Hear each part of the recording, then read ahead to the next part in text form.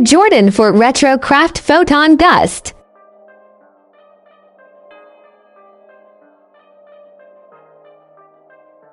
Jordan brand already has its eyes set on rolling out a bevy of inline heat, and one iteration that's starting to generate excitement is the Air Jordan for Craft Photon Dust. This modernized take on the Tinker Hatfield design classic first started to circulate around the web in November, but now we've finally got a look at the pair's official imagery courtesy of Nike. The modifications in the material are what make this Jumpman offering stand out from any other AJ4 iteration that we've seen. Buttery suede is done up in its titular tone, and this makes up the tongues, mudguards, added collar panels, and the areas that are usually netted such as the lower throat and mid-foot.